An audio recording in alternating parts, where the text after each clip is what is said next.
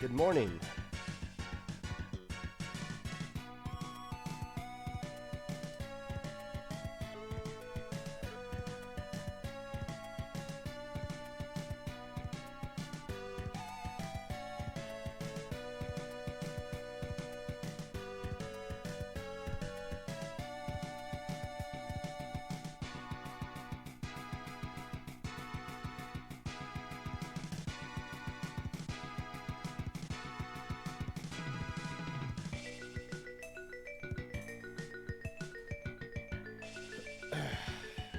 Good morning.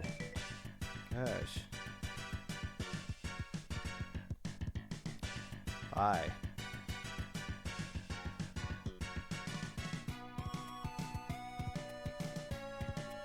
Michael Jackson.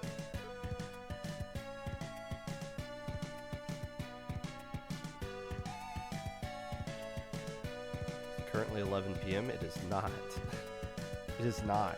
It's almost 6 o'clock. Me when I lie.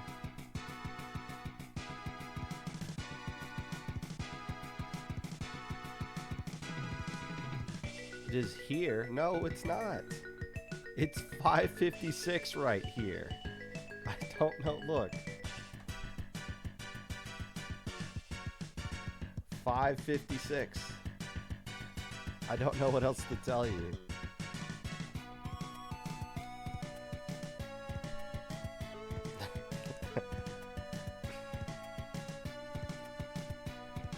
Poor you kid. Look.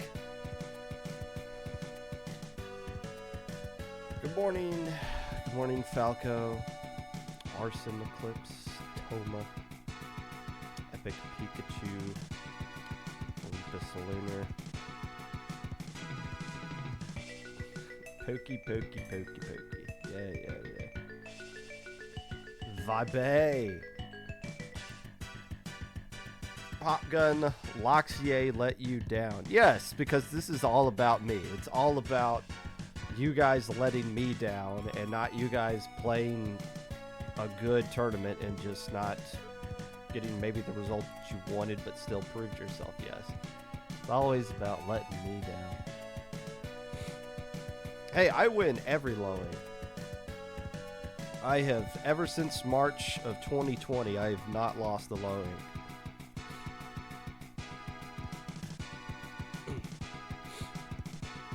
Don't you worry, Loxier. You're going to get pats on the back today, because you deserve it.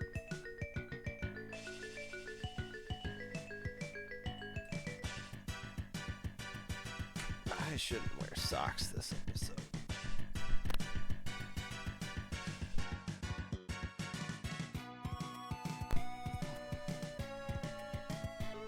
Did I? No, I didn't knock out my mic. Okay.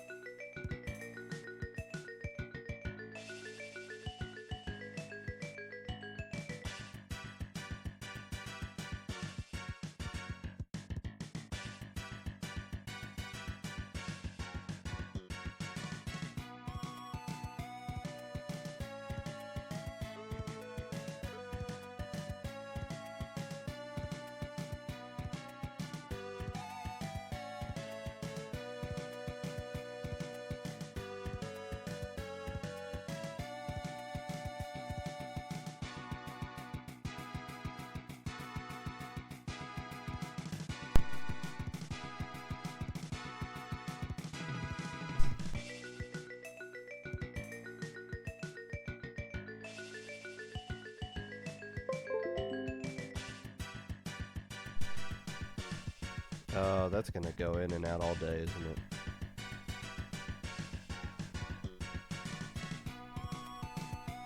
Yeah, but I don't know if the cable's is loose or something. I see it's making the register, but hopefully it doesn't go out again. I was frustrated.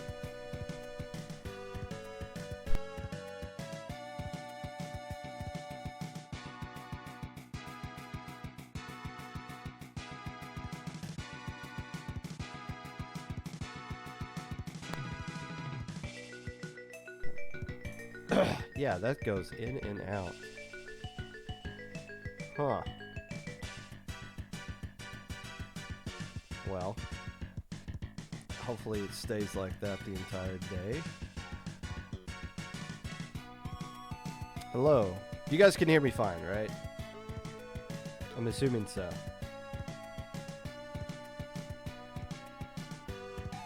Yeah. It's just something weird with the cable.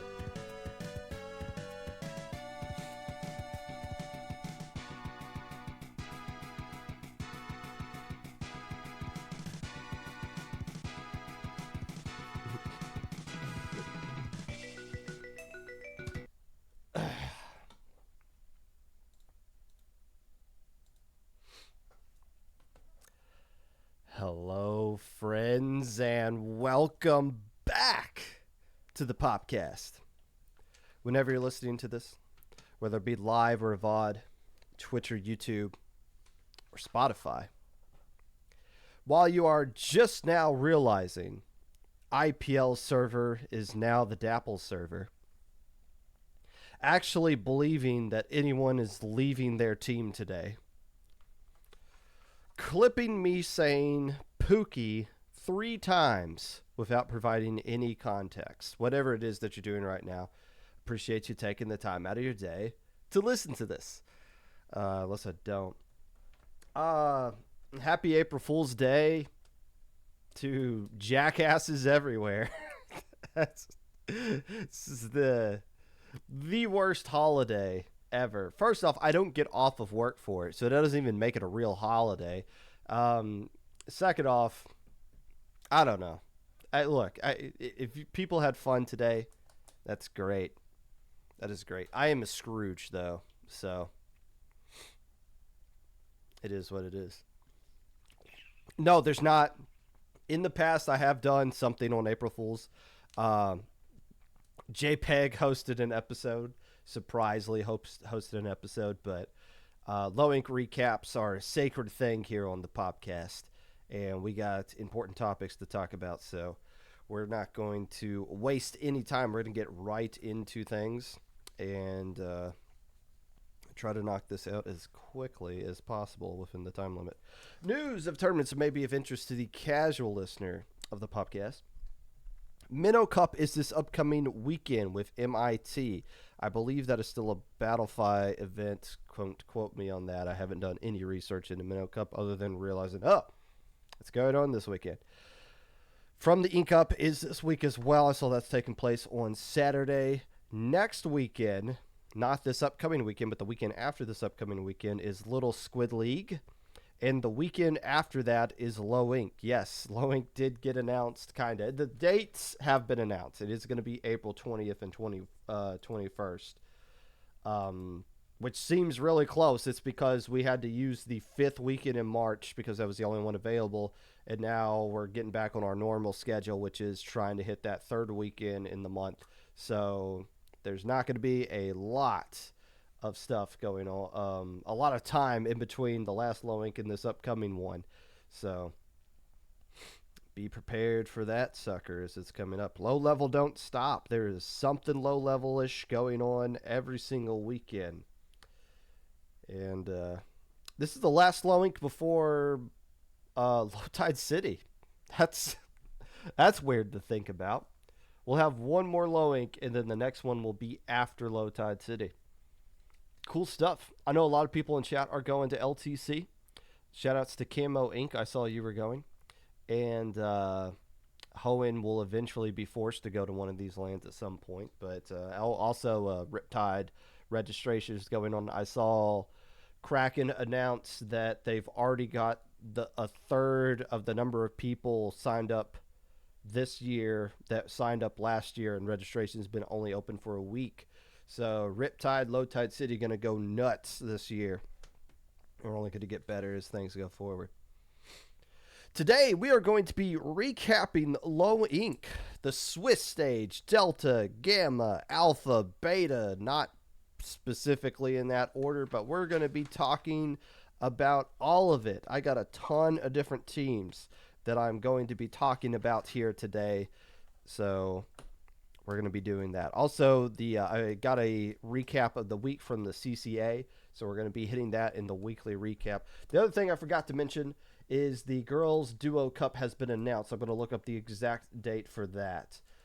I liked the tweet earlier. It's going to be run by Dapple Productions. It is going to be, it's announced for June. Okay, so there's a couple of months away before that event is taking place.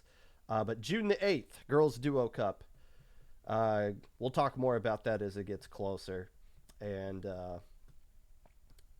it's good. It's one of the premier events, not just within Dapple Productions, but the Splatoon community as a whole. It's awesome that is a thing that's going on. My wife has played in the Girls Duo Cup in the past. Maybe she'll want to play in the upcoming one. Who knows? We'll talk about it. All that and more. But first,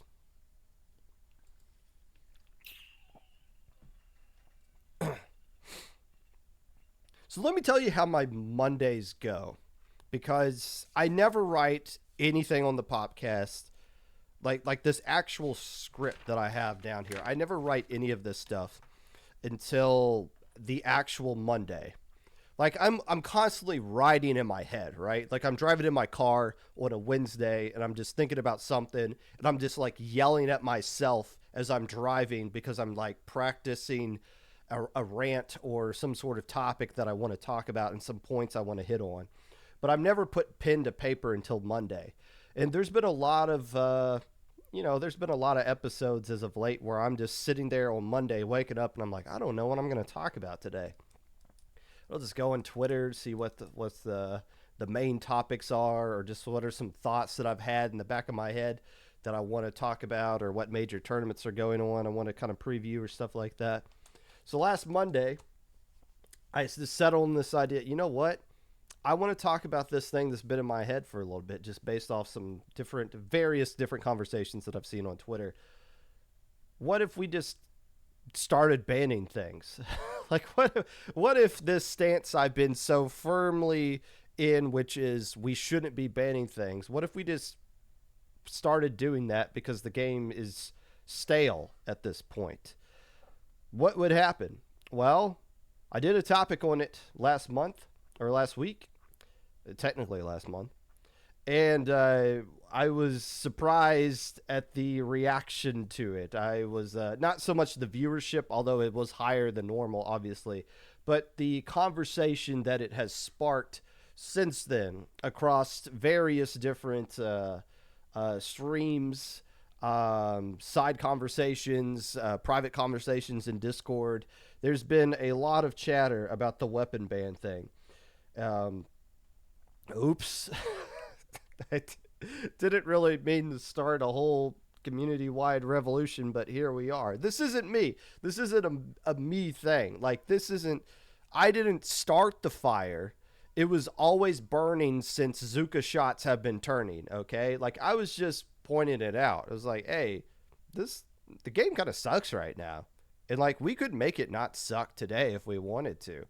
And other people are starting to pick up that topic and move it on to their own kind of conversations. And it's, I think it's a good thing. I think we are eventually going to get to a point to where this scene is going to be better than what it has been in the past. And conversation is always a good thing.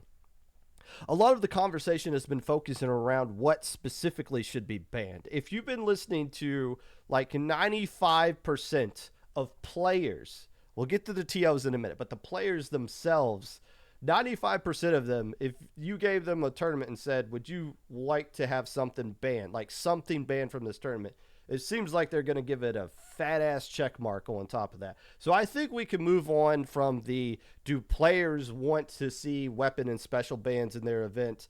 I think it's an overwhelming majority, yes. But there's Pop Gun, I'm the 5% that doesn't want it. Okay. Not everyone's going to be happy about this, but you got to read the tea leaves, see the flow of the conversation. The vast majority of people I see outspoken about it have been on board with at least something being banned. I have yet to see anybody have a strong stance of, no, pencil and gazillion Zukas is great for the game and we should just allow it to continue on. So the conversation has moved on past that, at least as far as the players are concerned, into the topic of what specifically should be banned and how do you go about implementing it in a correct way that makes sense. Last week, I offered a suggestion of getting rid of the blue pencil, only having one Zuka, and getting rid of Kraken on Clan Blitz. That's not the law. That's not what I think is like the definitive, this is the best thing. That's just something I thought of last week, but I think it's still pretty good. I think that by itself is justifiable. It's explainable. Everyone's been talking about, well, if you start banning things, you need to be able to explain why. I could explain why all three of those are very valid reasons to be banned. I'm more than happy to do that. I did it last episode. Not going to reiterate that here. I've seen, but that seems to be like the core, like the starting point of banning things, and where do you want to build around that? To which I always want to keep bringing up, less is more. The more things you ban, the more unintended consequences you get. And even the suggestion I have has some unintended consequences I wasn't even thinking of, which is allowing chargers to go mostly unchecked into a new meta where it's just everybody complaining about E-Leader being a point-and-click adventure. That would be a little bit more prevalent if you were to get rid of Pencil and Zuka to deal with it. So something worth kind of noting there. I've seen a lot of people talk about banning vanilla shots. I get it. I mean, I don't. I go back and forth on it personally. But I do see more. I feel like I see more people calling for shot to be banned over like double Zuka itself to be banned. I mean, yeah, if you get rid of shot, you lose a lot of painting power. You lose the bomb that comes with it, and obviously that thing can crank out a lot of Zukas. Like if you just had one Zuka and it's just a shot, you're still going to have a lot of Zukas. The difference is that it's not, oh, I fired it off, I didn't kill anybody, but that's fine. The other shot on my team is just going to start their wave, and we get 6 shots back to back instead of just 3. So I feel like that. I feel like the one Zuka is enough of a nerf, but that doesn't mean that it's necessarily the correct way to go about it. And there's still more conversation to be had, obviously. My thought is, if you get rid of V-Shot, you're going to see a lot more Squeezer. And if you get rid of V-Shot, do you still limit it to one Zuka? Because if you don't, and you just say, well, let's just get rid of Shot is the problem, not Zuka itself, I could foresee a lot of Squeezer combined with Machine or Tent or Carbon. Now that you're obviously the advantage is there's not as much pain out of those comps, so you're not going to generate as many Zukas with that, and you're going to lose a lot of bomb power as well with things like that. But I still feel like just because you get rid of one thing doesn't necessarily mean it's going to insta solve some problems, but it will fix maybe more than what you're intending it to. We'll never know until we actually try out some things. That's the point. All this is just kind of theory in my head. To which some things did get tried out last week. I combined Roundy and Soren to call him Rorin. Rorin created a Good Ideas Only Popgun Stupid Rule tournament on Wednesday, which used the rule set I proposed with the addition of banning screen outright instead of making screen the check yes or check no for it to use. Just got rid of screen altogether. But used pretty much the same rule set. No blue pencil, only one Zuka, no Kraken on Clan Blitz. And what you saw out of that was a lot of red pencil still being used, which is okay. And obviously, since you need soda from somewhere, you're going to see in-zap take place.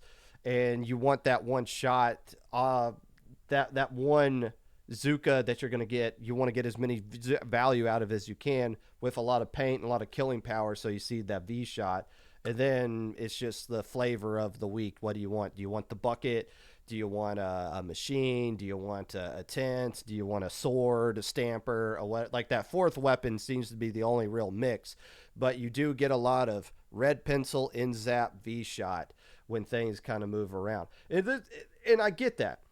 The point that I've been bringing up in all of this, no matter what you ban, no matter what meta we're in, the concept of what do I need to do to win this tournament is going to take precedent over everything else. Some people want, oh, yes, thank you for winning low ink, not using the meta. Well, you still see a lot of that in low ink.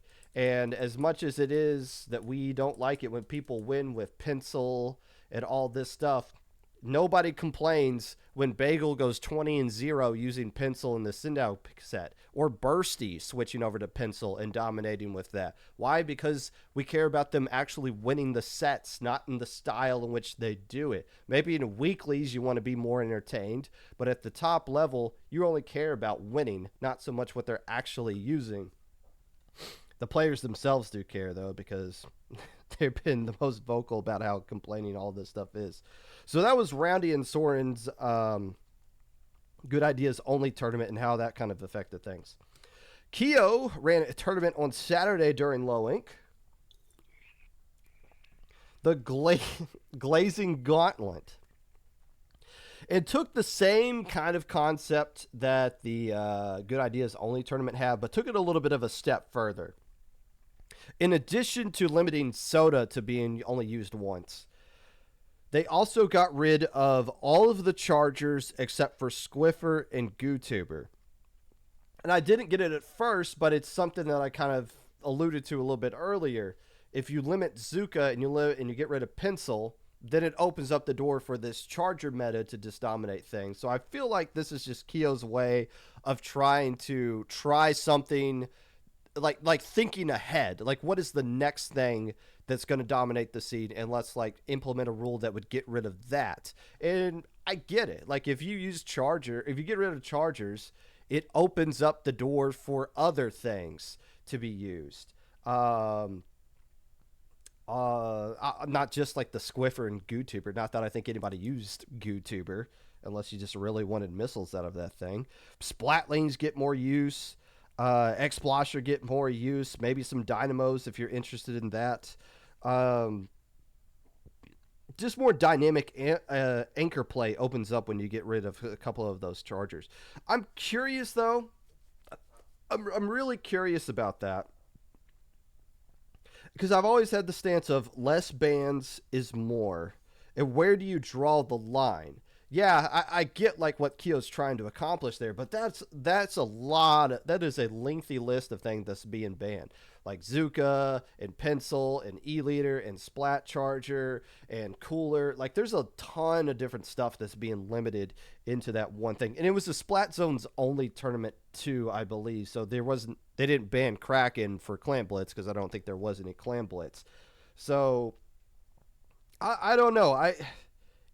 But the point is, again, none of us are going to know how any of these things really affect until we put it into theory or put it into practice. Theory will only take you so far. You got to actually put forth an experiment and see how some of these things work in the tournament.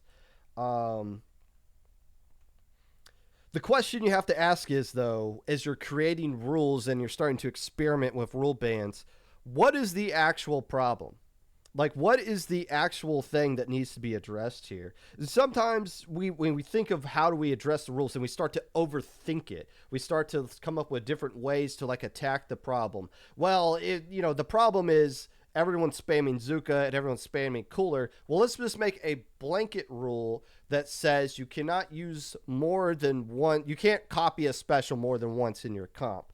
And that's not attacking the problem. That's like overstepping to try to fix something, and has a ton of unintended consequences.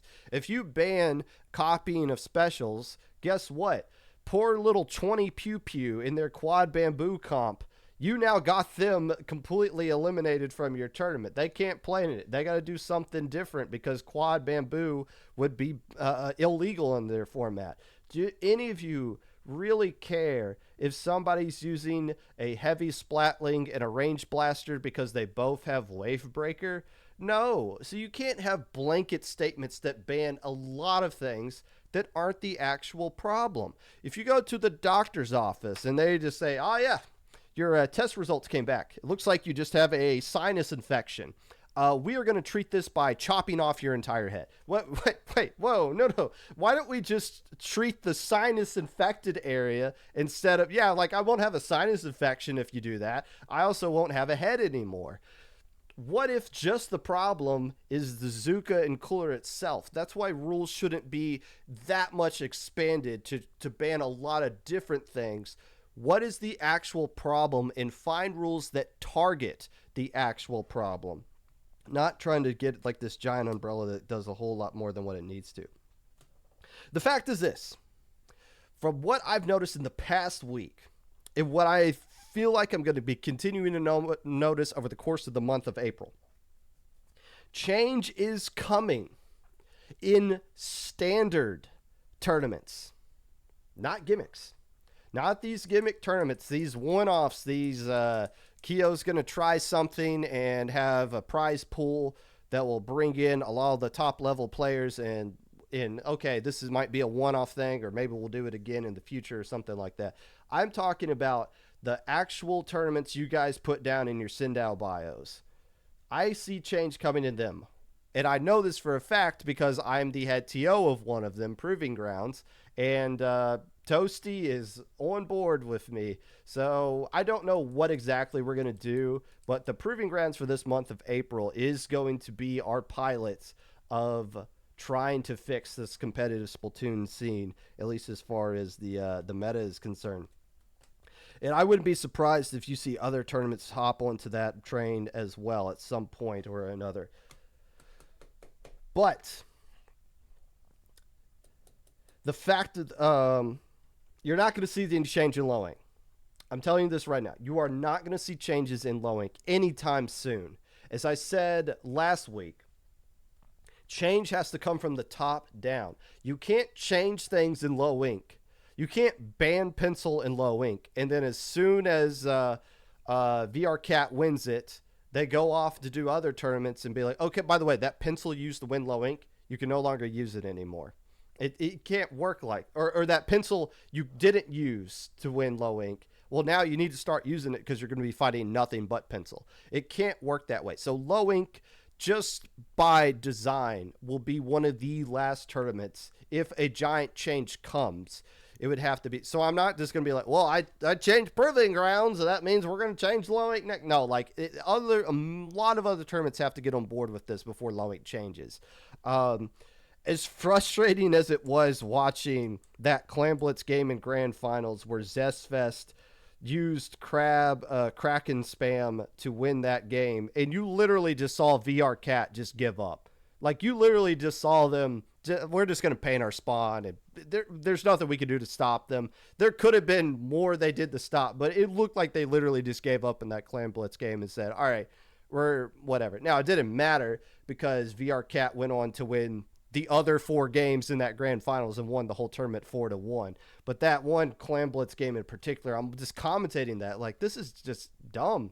And I'm not blaming Zestfest for doing it at all. That if I was still playing the game, that's exactly what I'd be doing too. Again, it doesn't have to be stylish. Just win the damn game. That's the only thing that matters. But low ink will not be making changes anytime soon. I can tell you that for sure. But if I could talk about the TOs in particular in this community, if I could just reach directly into your souls. And yes, I have avenues to talk to TOs in private settings, but this is an open conversation, so I'm going to say this openly.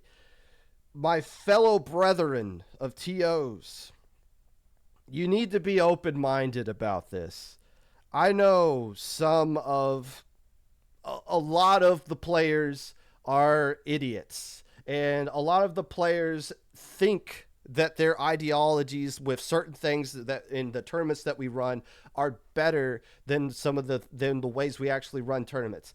I know that. You know that. I deal with that every single month in low ink. We have people come to us every single month in the help desk and the feedback channel telling us how our format needs to be changed, how our tiebreaker rules are busted and broken and need to be redone. And even though we create all the rules and we even go and make the frequently asked channel question to explain the why behind the rules. That's what we're trying to do more of now. Not just give you the answer, but explain why the answer is. We still get people that try to like tell us, no, you need to fix this because this isn't right. And it's like, man, if you just had more information, you would feel the same. You would agree with us. But so I get that. I totally get that mindset because there are several times where players are just frustrating to deal with. And it's like, no, you think you're right, but you're not. You're not even close to being right. This is the exact opposite situation, though. This is the players. The people that are actually playing this video game, that are doing scrims, tournaments, send-out sets, that are actually playing the competitive scene of the video game. Not just us that are creating it. They're the ones actually playing in it. And they are the ones that are telling us that this meta is broken and that we could do something about it. So why not try to do something about it? You can't just brush that off. You can't just not... You can't just be like deaf and blind to that kind of feedback. You can't. You can't be doing that. And I saw some very close-minded comments from TOs on this topic. And I quite honestly, I feel like some of those TOs are just going to get left behind in this one. Like you can't just be that far behind the times on this. And I'm not saying this is something that needs to take place overnight. Like I'm not saying like weapon changes need to happen right now, but you can't just be looking at this and being like, no, we can't do any of these changes. This is how we've always done things, so we're going to continue to always do things this way. You can't, that mindset isn't going to help anybody. And I get it. I totally get it. The Pandora's boxes are going to be opened up because of this. And I've been one of the most vocal persons about this topic for years now. And all my VODs are still up on YouTube. There's plenty of examples you can find of me telling you guys how bad it would be if weapon bans were an actual thing. Like the unintended consequences are going to take effect if you start banning things. I've been leading the charge against that. So I completely understand all of the worries or like the pushbacks as to why we would be against banning things.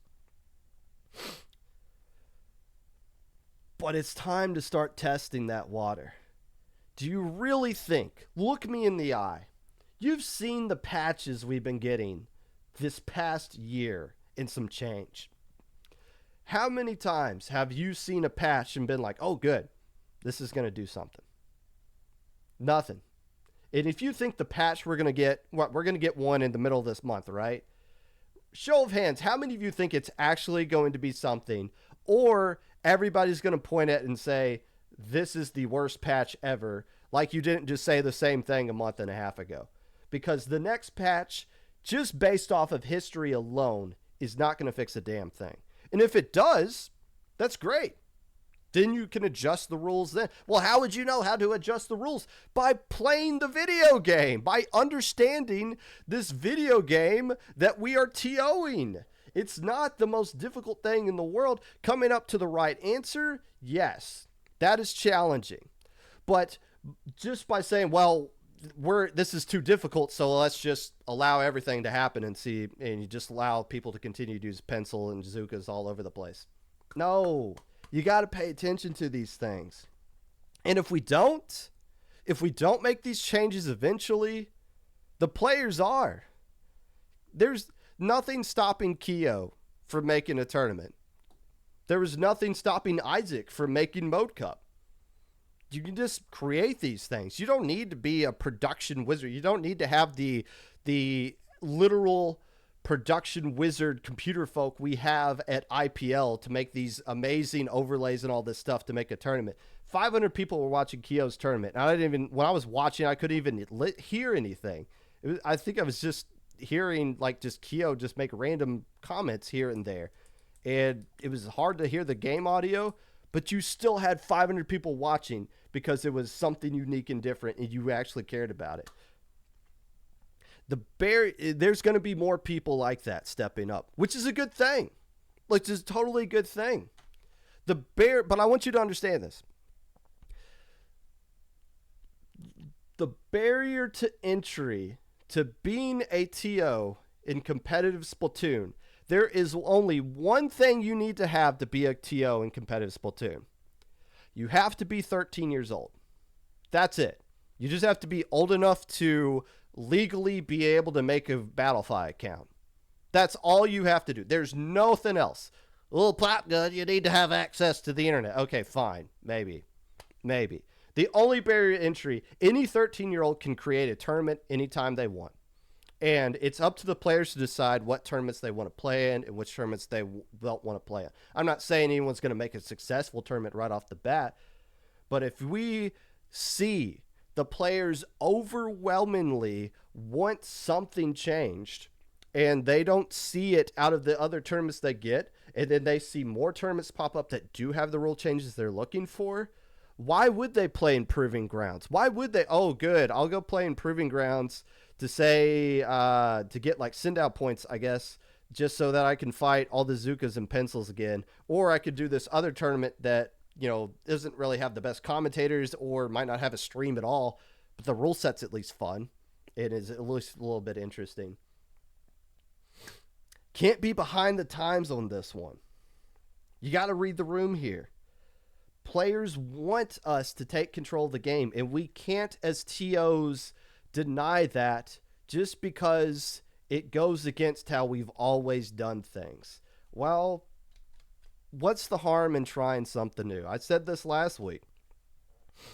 And maybe I'm getting a little bit older. Maybe that's where this little bit of mischievousness is coming from. I've always been afraid to open Pandora's box, but what's holding us back? Let's see what's inside. And if it's something crazy and it destroys the entire community, then it was somebody else's idea, not mine. But how do we know until we open it up? Is it really going to be worse than watching somebody use pencil and not actually play the video game at all while they're dodging Zuka's shots, bombs bursting in midair? Like, can it really get worse than that? And if your answer is, well, I don't know, my response is going to be, I don't know either. Let's find out. That's what I'm calling for. The worst that can happen with trying out bans is that the idea simply doesn't work and then it gets reverted. Yeah. And just off of the things that have been tried out so far, like even those seem to be working. Oh, but somebody else is going to create a new meta. Yeah. Can the new meta really be worse than what it is right now? Let's find out. Gus said, I think... Oh, wait. Did Gus say two things that was highlighted? Yeah, let's go in order. First thing Gus said, it's important to note that Kyo banned those chargers for Glazing Gauntlet because he hates those weapons.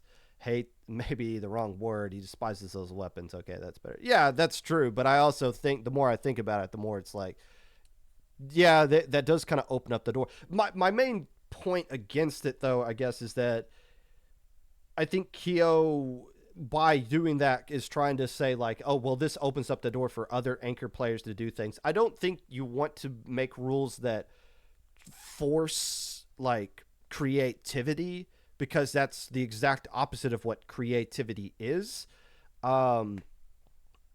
Or maybe you could counter and say, well, it's like inspiring creativity by getting rid of, like, this thing that easily knocks out several other weapons. But I don't know. I mean, I'm a Hydra player, so I'm obviously a big fan of any tournament that gets rid of charger weapons. That seems pretty good for me. Sorry for the crack and cheese. Don't quit apologizing. Never apologize for winning. Never apologize for winning. Never do that. Gus, again, I think player experience should be one of the priorities when making tournaments. If the players aren't enjoying the game, that probably not tuning into it as well. This packs exposure for Splatoon. If we want our community to grow, we got to think about how we can help the player base. Yes, and my point being, if the player base is calling for this and the people that can do something about it aren't, like, responding to it, then, like, you're missing the boat. And it's going to happen whether the TOs of today get on board with it or not. Like, you can't just ignore the feedback that's been coming out.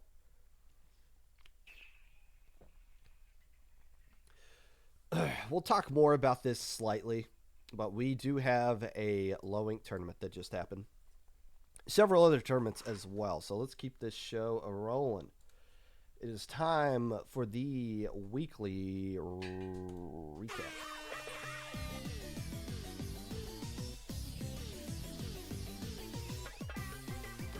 Good Ideas Only Popgun's Stupid Rule took place last Wednesday in place of SOS, which is off on the last week of the month. Foam's number 36 won it. Son Fur Wiper Gang took second place, and Grim Kraken Pickup rounds out your top three. No surprise that a tournament that has weapon restrictions would be won by Foam's 36. They've been winning tournaments without restrictions, except restricting themselves for the longest time. And, well, they come in and they take care of business. It wasn't easy because they played against Sonfer, which literally used Quad Wiper and almost won the entire tournament with it. Okay, if a team's going to use nothing but Wiper, don't you do just, like, double Nautilus and just mow them down like you're mowing the lawn? Like, what are they going to do? Their hammer's not going to do anything against a Splatling. You can just kill them from a distance. Oh my gosh, if a team used Quad Splatling or Quad Wiper, just hit them with some Splatlings, man. Just erase them from the earth. Maybe easier said than done, though. There's some really strong players on that Somford team. Golden Graining Grounds was won by Blockbuster Video, which is a team made up of Popgun, Zero, Greg Guru, and Lily. Second place went to Hollywood Video, which was Cornflower, Sigurd, Bronze, and Japanda. And third place was a tie between Villain Academy and Hardcore Noobs. Actual teams finished in the top four of that Golden Graining Grounds, which was a tournament that made you have at least 3 players in their 30s and 1 player in their 20s. Blockbuster Video won the tournament without dropping a single game. It was run on the Nintendo app, which was actually a lot more cooler than what I was expecting as a player. So the tournament is all on the app, and when your room is up, it creates the private battle for you. It instantly invites you to it, so you don't have to exchange friend codes or pools or any of that stuff. The game creates everything for you. As soon as the match is done, it kicks all of you out of the private battle lobby. Everything is on the app, like the entire bracket and stuff, and it's cool because you can look at the other matches that are going on, and you can literally see the stats of every single game that they play, like what weapons they use, how many kills, how many assists, all that stuff. And it even gives you the replay code. So like if you were trying to scout out your opponent, like you had like 10 minutes before your next match and you had a good idea of who your opponent was going to be, you could scout out every single game they played so far in that tournament and even watch replay codes if you wanted to. Like, it's a really cool feature. It was really player friendly. I have no idea how it works from the TO side of things, and there's still like a bunch of shadow updates that they're giving to it over the course of time. I would never touch it for an actual like IPL tournament. But if you're doing like a casual event, like it's perfect for Golden Graining Grounds. And if you're a streamer and you're just hosting like your own tournament, I think it was pretty cool as well. But I was just impressed. And also, since we won a tournament on the Nintendo app, it gave us the money meal ticket. Like, we won a meal ticket in the game, which was like, okay, cool, thanks. But there you go. Kyo's Glazing Gauntlet took place on Saturday. It was won by SEES, which is a pickup, I guess you could say, from Biscuit, Bagel, Ice, and Goss. Godwin took second place, which was Luma and 3 other players from Japan. And Jackpot got third place. 32 teams played in this tournament that had a prize pool announced of $425. I don't know if any of if that increased over the course of the tournament for donations or whatnot. It was a chargerless tourney, which is a tourney that makes me hungry for donuts. I don't know where glazing became a thing. Back in my day, we just called it brown nosing, but glazing makes me more hungry than brown nosing. It's more disgusting. Time for the CCA Season 5 Week 3 recap. This was provided by Comrade Kron. I believe that's how that is pronounced. In Division 1, VCU, the Big Fat Sea Cows, got a 4-0 win over Irvine Valley College. In Illinois State University, the Red Embers got a 4-0 win over the University of Texas at Dallas. Division 2, Florida State got a 4-2 win over California State Fullerton. Division 3, University of New Mexico, 4-3 over Arizona.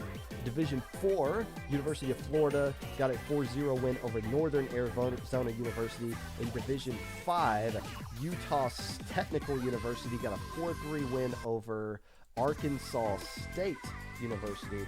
And Charleston University Southern in Div 6 beat New York University 4-1.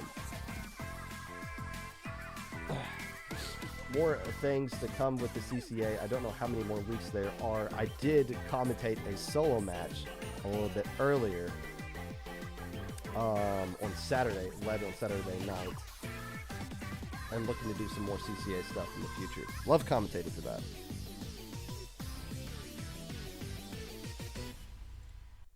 And that was your weekly recap. Sponsored by the CCA Podcast.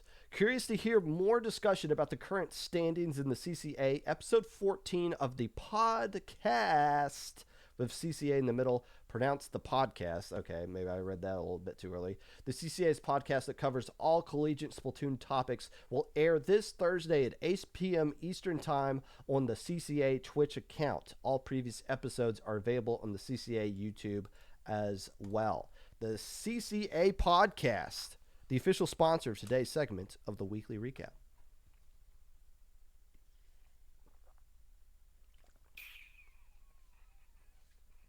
How do incorrect results happen? What do you mean?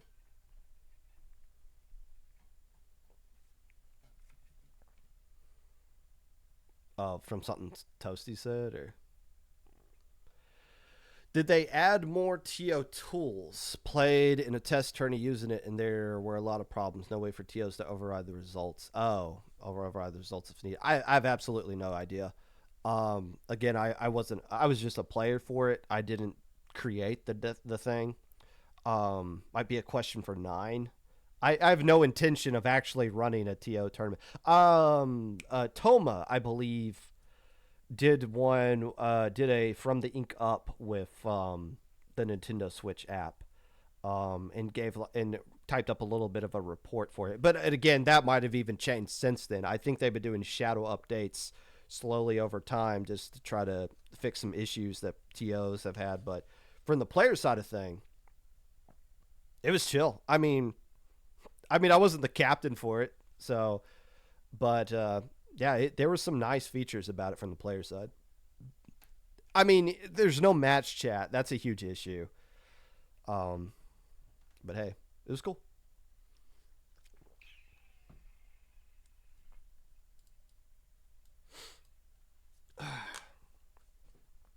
Before we get into the topic of low ink, I'm going to share a secret with you guys. We did the low ink wrong this month on purpose. Like a lot of fundamentally, this low ink was incorrect, and we purposely did it. At the end of check-in, and while we were seeding the groups, enough teams had dropped / didn't check in to where we just barely fell below 128 teams at the start of the tournament. For those of you who've been listening to the Popcast long enough, you know that if we have less than 128 teams when we start the tournament, we don't have to do 4 Swiss groups. We can get less than 64 teams into 2 groups, and then that feeds evenly into an alpha bracket and a beta bracket that is just 16 teams double elimination. We didn't do that because we caught it, like enough teams dropped it just like the right amount of time to where we just caught it at this one perfect time. And it was like, Brush was saying like, hey, we're seeding the groups right now, but we can still fix this if you want. And I was like, let's not. Let's just ride it out. I mean, at this point, I don't want to delay anything or potentially screw something up. So we just ran with the 4 Swiss groups that we had. So in theory, we should not have run a Delta bracket, and we should not have done top 32 into single elim.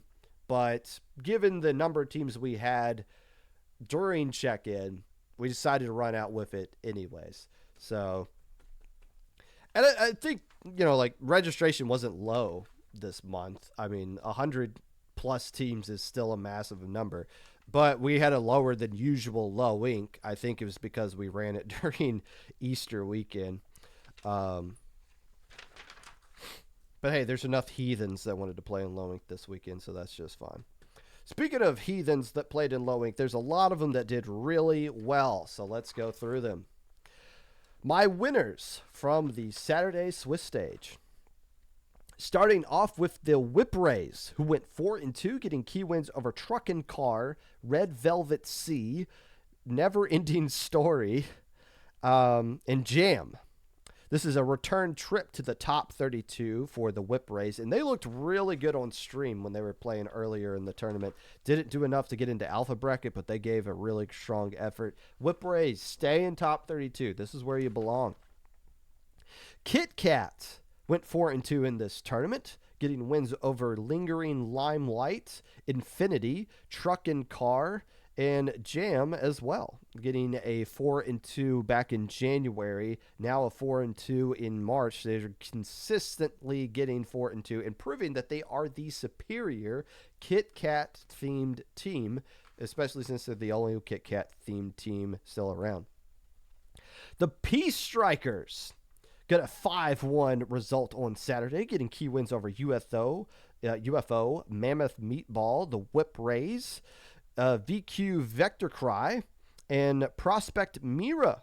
That is a lot of really quality wins for Peace Strikers, who went 5-1, making back-to-back months where they get a trip to the top 32, including finishing second place in their Swiss group. Nicely done to them. Potentially a top 10 team next month, depending on what they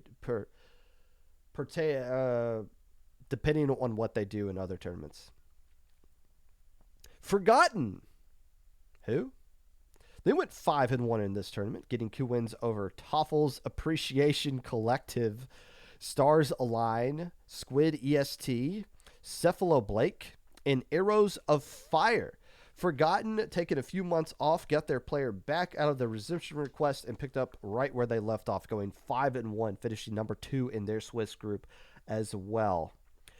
Speaking of teams doing well, Arrows of Fire definitely deserves some recognition here, going 4-2 on the Swiss stage, getting key wins over Krill Streak, Wave Breaker for Mayab, Clowns Crowns, and Silly Goober United. Maybe that's Silly Goobers United. That's 2 months in a row of Arrows of Fire going 4-2. It's nice. Love to see that level of consistency that can only lead to good things going forward. Squid EST with a question mark at the end because they're a little confused. It should be Squid EDT now. Went 4-2, getting key wins over Clairvoyance, Calamity Forge Neo, Elegant Diamond, and Manta Boat Fan Club. Squid EST went 4-2 last month as well, but they had a little bit of a roster change over this time around, still getting the same result, picking up right where they left off. Shai Zai Gia, a name I have never pronounced correctly and probably never will. 4-2, getting key wins over Big Tommy and the Splats, Jet Lag, Recall, the Diamond Rays as well. I always find ways to talk about this team because they do a fantastic job when they play in this tournament. But CZ Gia, as Pick Pig pronounces it, is just one more tournament away from being a really strong Alpha Bracket team. They're getting there. Prismatic Inc. went 5-1 on Saturday, getting key wins over Blaze, Rewind, Unknown, the Diamond Rays, and Pookie Nation. This is a great run for players that have a lot of tournament results, but I believe it's their first time actually playing in low ink, especially into as a team of such as this. I believe they finished number 2 in their Swiss group as well. Got to give a shout out to the team called Jet Lag. They went 3-3 in this tournament, getting key wins over Inc. 95. I like to frolic on unregistered real estate and the Octonauts. This is a new team of LSL slash From the Ink Up veteran players playing in their first low ink, and they went 3-3 in their first time doing it. Nicely done, Jet Lag. Cosmic Latte, apparently the most common color found in the universe, went 4-2, getting key wins over Trigger Warning, Mojo Dojo, Origami Dragons, and Jams Cats. Back-to-back 4-2 trips with a top 32 result on the line here for Cosmic Latte. Keep that grind going there. Fish Cubed went 4-2 in this tournament, getting key wins over L Squid Roll, Omega Muffins, Mojo Dojo. Hold on. Let's try that again. Mojo Dojo. Trigger Warning as well. Delta bracket last month for Fish Cubed. This time around getting Gamma bracket. Coming out of a very stacked Group D. That's right. We'll be talking about Group D later. Don't worry about it. Choking Hazard went 3-3 in this tournament, getting key wins over the Starfishers, Wave Illusions, and Origami Dragons. That is 2 months in a row that Choking Hazard has gone 3-3. They are getting 4-2 next time. Clip it. And finally, the biggest winner, in my opinion, from the Saturday stage, VQ Vector Cry, who went 4-2, getting key wins over Heaven Sent Luminatics, the Slam Blitzers, No Paints, and Never Ending Story.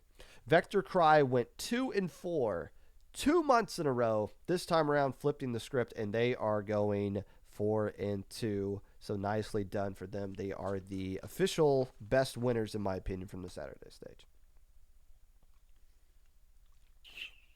It's QRY is how it is spelled.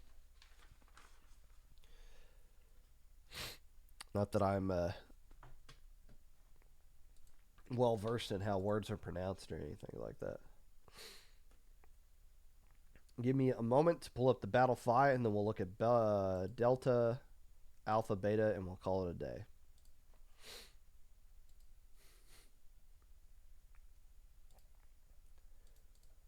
Delta bracket. Screen share. Let's do it. Once again, this is technically an illegal Delta bracket. We tried to have half of our teams move on to day 2. Based on the math of how many teams were finished at the end of day 1, we wouldn't have enough teams to do a Delta bracket. So some of these teams, in theory, shouldn't be here, but there's been some loanings in the past, like in Splatoon 2, where we're like, let's just have a Gamma bracket just for the hell of it. So like 2 and 4 teams were in. I think all these teams were like 3-3 or better. But it's still good to give teams an extra something to fight for while still not just opening up the doors for everybody to move on. You still get like something to feel good about. In Delta bracket here, we'll start off by talking about the Manta Boat Fan Club. Got a couple of wins here on the winner side of things and then turned it around to get another win on the loser's side. They beat Kiwi Ice Cream twice in this tournament. Beat Jam 3-0. So they beat Jam and Ice Cream, which I believe are 2 different dairy products. Or no, Jam might be a fruit. That's not a dairy thing. Before losing to Caution and getting knocked out by the Origami Dragons. So Manta Boat Fan Club, as I described on Friday, is not the boat itself. It is the boat that is off to the side of the map that you can look at. I still haven't looked at it, but I'm sure it's fantastic if it's got its own fan club. They did pretty well in this Delta bracket, though, getting all the way to 4th place.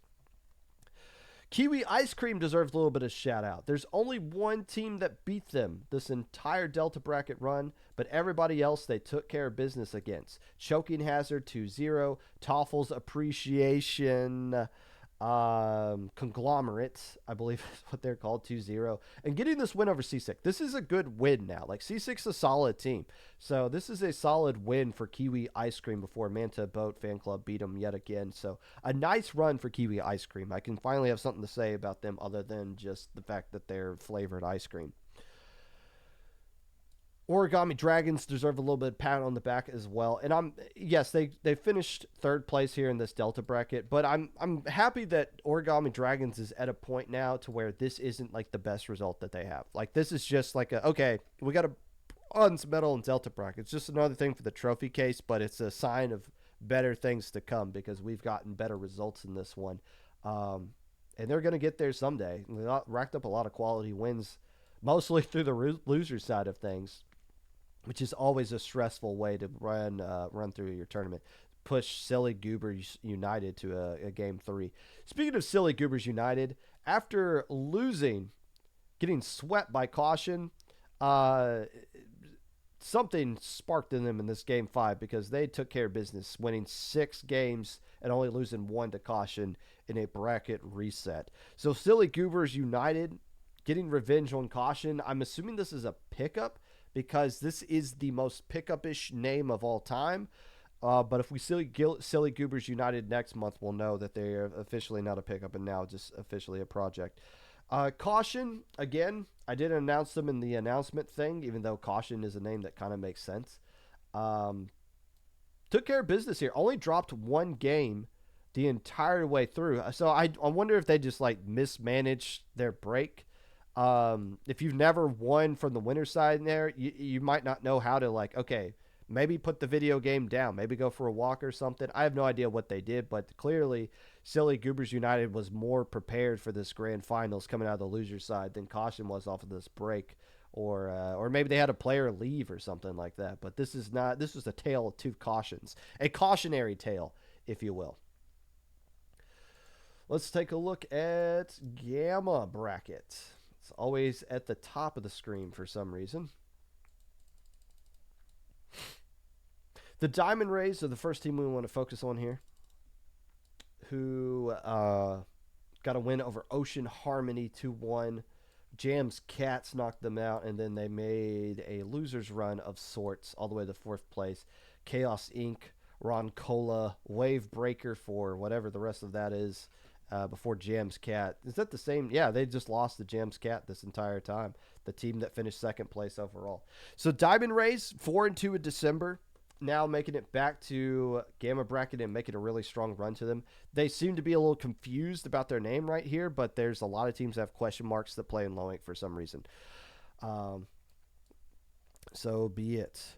Clairvoyance.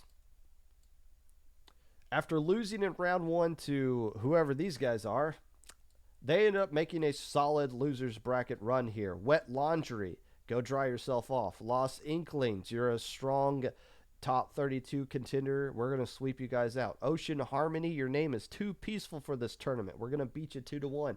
Jam's Cats, you guys are better than us. You win the game 3. But still, nice to see. We love seeing losers bracket runs here on the Popcast. Clairvoyance gets the award for it in Gamma bracket this time around. Inception is the team that falls in the 3rd place. Man, these loser brackets finals were competitive this time around. What knocked Inception out? They went all the way. Wow, Inception played a lot of games here. After sweeping Chaos Inc. and 3-1ing Fish Cubed, Wave Breaker took him to a game 5, Unknown took him to a game 5, and then Inception, or Jam's Cats took him to a game 5. They played 15 games against these 3 teams alone and beat 2 of them. So Inception just burning themselves out, getting a lot more experience in this tournament, racking up some wins in Gamma bracket here, taking home bronze medal. For the teams that finished in the final 2, Jam's Cats. Now, Jam's Cats, it looks like Unknown's the only team to actually beat them as well. Jam's Cats was, I think we nerfed their roster pretty heavily. I think we kicked like 3 or 4 players from their roster. So I didn't know how good they were actually going to do. I think getting 2nd place in Gamma bracket is fantastic. I don't know if that's the result they were looking for or not, but I mean, when we have to like step in and be like, no, you can't play with these 3 players. You have to on the spot try to make it work with what you got. I think that's still a dub for them.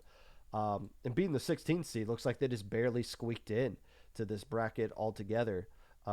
Another example of how seeding in low ink is not something you should pay attention to, because the 16th seed lost to the 12th seed, who just seemed to be destroying everybody except for Inception. So who is Unknown? Based on our projections, we expected them to be contending for alpha bracket. I guess they just had a bad Saturday or just like a bad Swiss round or something. Maybe they were in Group D. I don't know. But whoever they were on Saturday, they came ready to play here on Sunday and kind of proved that they are the team we, as the staff, thought they would be when we originally gave them a grade um, during the verification. So I would look out for unknown next month if this is the same team that comes out to play. They might legit be a top 10 team. Just need to clean up Saturday stuff. Beta bracket. Back to the single elimination stuff here. All of these players playing into this tournament are not happy to be here because they did bad in top 32 or tiebreakers worked against them or whatever. Not a fun time for them, but they still played this tournament out anyway. Shoutouts to Arrows of Fire getting a tough 3-2 win over Forgotten. That's a quality win for them and signs that Arrows of Fire have some great things coming forward. ASC, I don't know. I know there's a lot of players last month that had ASC in their tag, and I believe they're all French, and they all come from the same organization. I just couldn't tell you the difference between this ASC team or that one. I know ASC Tenchi because they're a Div X team or a high Div 1 team, whatever they would be nowadays. But I couldn't tell you just off the top of my head the difference between this team or all the others just because all those names are just it's like when Splat-A-Lot was a thing. Like, you knew who Splat-A-Lot A was, but, like, B through all the way to Z, like, they all just got the same team name, so it's hard, unless you just actually play against them all, to really distinguish one from the other. But ASC Ninja got a 3-0 sweep over Peace Strikers. I'm assuming that actually played. Sometimes third-place match drops. Starlight, Starbright. First star I see tonight was taking out frustration on a lot of people in beta bracket. 3-0, 3-0, 3-0, 4-2. Prospect Mira being the team giving them the most frustration. In fact, neither one of these teams dropped a game until grand finals. You can always tell who plays pissed off in beta bracket, and these two teams definitely did it. I'm just going to curb stomp all of these strong teams, and we're just going to have a head-on collision right here. So Starlight, they played last. Actually, both these teams last month went 4-2. Don't know if they made top 32 or fell to Gamma or something like that due to tiebreakers, but man, just a little bit of a rough. It's hard to come out the gate ready to play in top 32 against a bunch of other teams that are right at your skill level. And even you can go 2-1 and there's just the awkward thing where three teams go 2-1 and somebody gets left out in the cold. That wasn't the case for either one of these two teams, but beta bracket's always a strong tournament, regardless of if it's double limb or out of the top 32. And I'm just happy to see that these teams actually all played it out. Because there is value to be gained out of that can pay dividends down the road. Eventually, you might be one of these teams I'm going to be talking about here. Some of them were last month, actually. Alpha bracket. So let's just get this out of the way.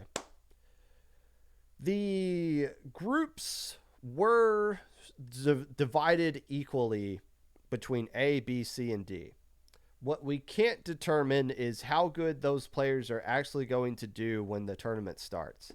So yes, based on our initial like rough, don't take your seeding super seriously. It only matters in round one, but we do try to separate teams as much as we can. The groups were fine.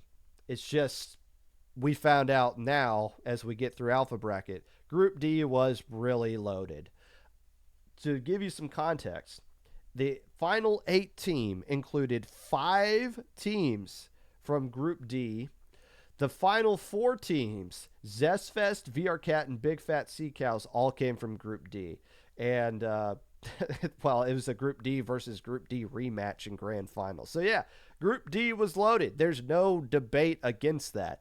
I will defend how they got put together initially, but at the end of the day, I mean, the numbers didn't lie. We didn't think Zestfest was going to be this good. I'll be honest with you. I think they went 3-3 last month, or last time they played in low ink, or they made Delta bracket. So let's talk about them in a minute. But we have to start the conversation off with Loxier, the team I picked to win the whole tournament. a team that a lot of people, I'm assuming mostly just their friends, were hyping up on Twitter, basically saying, "Oh, you guys got rid of Ominous? Well, Loxier just wins this. This is just a free tournament for them." Hey, I can't watch Low Ink today. Somebody just ping me when Loxier wins. And I don't think there's any like smugness coming from that. I don't see that as any like anything negative. Well, they just think it's gonna be for free. The Loxier thinks they can just walk in. No, I don't think. I didn't get the vibe from them that that was the case at all. This was their first time playing in Low Ink. Yeah, they've been dominating all for one, but this is a completely different beast, and they lived up to the hype and surpassed it. They curb stomped the most stacked group we've had in Swiss in a long time. They only dropped one game on Saturday in Group D. They destroyed their top 32 group and only ran into trouble right here against Zestfest, a team they already swept earlier in the tournament. I have no idea what happened. I haven't seen this set. I haven't seen any stats from this. I don't know how often Clan Blitz was played. I don't know what happened here. I don't know if it was just, oh, Zeshfest wins game one and that seed of doubt gets planted, or just like the nerves of Low Ink, or Zestfest just being on that kind of like momentum roll that it just is too much to overcome. I don't know what happened here, but I will say this. If you think anything less of Loxier, just because they had the expectation of winning the tournament, because they lost in a game 5 to a team that finished second place and they finished top 8 in alpha bracket, you're missing the point here. Loxier on paper was the best team, and if they're even eligible next month, they will on paper again be the best team. They proved with as little experience that they have that they're really damn good at the video game. And I'm not sitting here trying to be a Loxier apologist. I'm just telling you what I'm seeing based off the stats. A team comes into Low Ink with all this targets on their back and they do this good. I have no idea if they're going to be eligible or not next month. I would love, absolutely love Loxier to play in something else. Go play in like an SOS or a Squid Junction or a paddling pool, like whatever they're talking. I want to see them in open tournaments. I don't want to see them play in like low level stuff anymore. Like, let's see, like, come on, you guys could be great. Push yourselves here. The next team I want to talk about, I owe an apology to them. I swear we are mid-level. I said you are not mid-level, and that is correct. You are still not mid-level because that is not an actual thing. You are really good at the video game, though.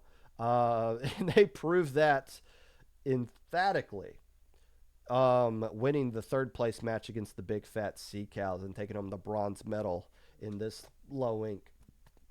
Having to play all of Group D, the only non-Group D team that was in the top four right here. So congratulations. I swear you're mid-level. I don't know if you proved your point or not, but you still get a bronze medal out of this, so that is pretty good. The Big Fat Sea Cows. I just talked about them in the CCA recap, how they 4-0'd their opponent in that match last week. These guys, now, they didn't play Cherry Bomb because Cherry Bomb had the drop. They were looking for a sub, and there's just nobody available at the time, so they had the drop right here. But Big Fat Sea Cows came really close to being one of the first college teams, active college teams, that actually win Low Ink. ITAP came really close, like 3 years ago. Really close. And then the famous Myopsidus play happened, and then it was just all downhill from there. But Big Fat Sea Cows, are they going to be the first college team to actually do it? I don't know. They're going to be a top 10 team going forward. They proved enough of that. I mean, Rogueport Rascals is a really strong team, and they knocked them out of the tournament at the very start of Alpha Bracket. And they gave VR Cat everything they could handle. Just wasn't enough on just too strong of a team. The best story from the weekend, though, has to go to Zestfest. Again, a team that I just kind of mentioned is like, well, they won Little Squid League. All right, what are you going to do now? Can you get back to top 32? That was my thoughts for them. Like, can they even just get out of Delta and Gamma bracket and just get back to top 32 and see what happens from there? And wow, they did. They went 4-2 on Saturday, so they just barely got in because of opponent win percentage was a little bit higher, and still lost a game in the top 32 stage. They lost 3 times and still found a way to get to grand finals of this event. Best of 5 against Blake, which was a strong pickup team. They beat them in 5 games. This monster upset against Loxier in 5 games. I swear we're mid-level, who was looking really strong, who, by the way, beat Blaze, which is a team that signed up so late that I didn't even recognize them until we were seeding them. And I was like, oh, wait a minute. Blaze, who's made top 4 in the low ink, who would very easily be in a top 5 of anybody's predictions if they knew they actually signed up. Yeah, I swear we're mid-level beat them as well. And Zestfest beat I swear we're mid-level 3-1. So this is the out of nowhere run, and it's rare we see this kind of run. Usually when a team makes a run like this, it's some pickup that's like butt fart McGee, and then they win the tournament, and then it becomes a trivia question like, who won the March tournament? And you're like, I don't know. This is an actual name brand team. Like, Zestfest is a real established team that's been around for a good chunk of time, making this run out of nowhere. They're the story of the tournament. And the only thing that really slowed them down was the fact that VR Cat was just that good. VR Cat was really, really good. And I was just completely impressed with how good VR Cat did. By the way, they lost twice as well. They went 5-1 on Saturday, and they took an L in their group stage as well. The group stage tiebreaker still made them the number 1 seed coming out of their group, which is why they're playing the Howdy Hat Pirates in the very beginning. But they only dropped 3 games the entirety of alpha brackets, and they looked really good while doing so. They had like a little hiccup in the Rainmaker game against Big Fat Sea Cows, and they still won it. They got clam blitzed and a Kraken cheesed, and literally, again, it looked like they just gave up in that game, but still won the other 4 in dominant fashion. They used 6 different players on these final 2 games. There was a bow player that started off this set that we didn't see for the rest of it, but they had 5 other players they're rotating in. We always say you need more than 4 players to win low ink, but I guarantee you there have been teams that have more than 4 players on their roster that just use 4 the entire time. This is top 4, and they're using 6-player rotation. You rarely see that in low ink. That was cool to see because it gave you the sense it was an actual team that had an actual strategy for how they wanted to approach each different match. And you were looking at the chat as they're making counter picks. They're like, hold on, wait. When you make the counter pick, we'll let you know if we're ready or not, because we might be subbing a player in or out.